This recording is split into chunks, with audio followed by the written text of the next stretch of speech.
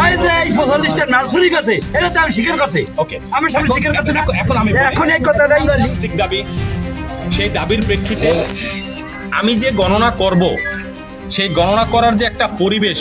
আপনাদের ভিতরে যে একটা চাপা কষ্ট চাপা ক্ষোভ একটা উত্তেজনা ছিল আমি যে সেই এখানে উপস্থিতভাবে যে আমি চেয়ারম্যানকে নিয়ে আপনাদের নিয়ে যে গণনা করব আমি সেই ধরনের পরিবেশ আমার নিজস্ব জায়গা থেকে আমি সেটা মনে করি না যে সেই পরিবেশ আছে তখন আমি যার এখানে প্রতিনিধি হয়ে আসছি আমার সেই সম্মানিত উপজেলা নির্বাহী কর্মকর্তা মহোদয়ের সাথে আমি বিষয়টি আলাপ করি তখন সে আলাপ আচরণতে সে আমাকে বলল আমি থানা থেকে ফোর্স পাঠাচ্ছি তুমি তাদের উপস্থিতিতে পরিস্থিতি যেটা করলে সবার মতামত নিয়ে ভালো হয় তুমি সেটা করো তো ফোর্স আসছে আসার পরে আমরা যখন এখানে প্রিন্ট মিডিয়ার সাংবাদিকবৃন্দ যারা আছেন তারাও এখানে উপস্থিত ছিল এবং আমাদের এই ১০ নং আলিমাবাদের যে চেয়ারম্যান আছেন উনি এক প্রশ্নের প্রেক্ষিতে বলছে যে আমার এখানে বরাদ্দকৃত চাল ২ মাসের কিন্তু আমি চাল আনছি এখানে ১ মাসের আর ১ মাসের চাল আমার উপজেলায় আছে প্রশ্ন আমার সাংবাদিকদের প্রশ্নের প্রেক্ষিতে আপনি ১ মাসের চাল কেন আনছেন তখন উনি বলল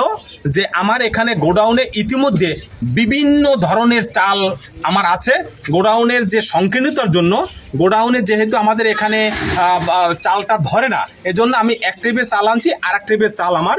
উপজেলায় আছে এখন এই অবস্থার প্রেক্ষিতে যেহেতু উনি বলছে যে ১ ট্রিপের মাল আনছি ১ ট্রিপের মাল আছে তখন আমরা এই বিষয়টি নিয়ে তাৎক্ষণিক ইউনো স্যারকে আমি জানাই ইউনো স্যার বলছে ঠিক আছে আমি ডিসি স্যারকে জানাই ইতিমধ্যে ডিসি স্যারের সাথে তার কথা হয়ে গেছে আপনাদের স্থানীয় অনেকের সাথে ইতিমধ্যে ডিসি স্যার এবং ইউনো স্যারের সাথে কথা হয়েছে ইউনো স্যারের সর্বশেষ যে মতামত তার মতামত হলো স্থানীয়ভাবে ওখানে যারা আছে ৫ জন হোক ৭ জন হোক চেয়ারম্যান স্থানীয় লোকজন ৫ জন ৭ জন এবং ফোর্সের লোক আছে এবং আপনি আছেন সচিব আছে মেম্বার আছে এদেরকে নিয়ে আমার কার্যালয়ে আসেন আমার কার্যালয়ে নিয়ে যেহেতু আমার এই উপজেলায় একটি ঘটনা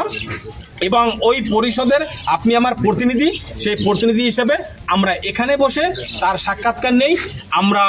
যে সাক্ষাৎকার সে দেখ যেহেতু স্থানীয় প্রতিনিধি এখানে থাকবে সেই প্রতিনিধিদের উপস্থিতিতে ওনার সাক্ষাৎকারটা আমরা নিয়ে আমরা পরবর্তী প্রয়োজনীয় আইনানুগ ব্যবস্থা আমরা গ্রহণ করব ধন্যবাদ সকলে ভালো থাকবেন সকলে ভালো থাকবেন আমি আসলে অনাকাঙ্ক্ষিতভাবে সকাল থেকে আপনারা কষ্ট পেয়েছেন সকাল থেকে আপনারা কষ্ট করতেন আমার একটা প্রশ্ন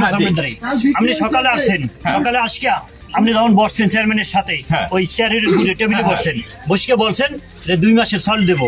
২ মাসের চাউল আইছে ২ মাসের চাল দেবো তবে ২ মাসে ধরেন ১১৩০ কাট করিয়া ১ মাসে ২ মাসে ২২৬০ কাট তাহলে ৮০ কেজি না করিয়া ৪০ কেজি করিয়া চাল দেবো ২ মাসের বরাদ্দ চাউল আইছে আপনি নিজে বলছেন আপনি সাক্ষাৎকার দেওয়া আছে ২ মাসের চাউল আমি দিতে আইছি এবং চেয়ারম্যানও বলছে ২ মাসের চাউল আসছে ২ মাসের চাউল দেবো ঠিক আছে ধন্যবাদ আপনি সকালে বলছেন এই কথা আমি বলি স্যার বলি আপনি সকালে বললেন ২ মাসের চাল এখন আপনি বলেন যে চেয়ারম্যান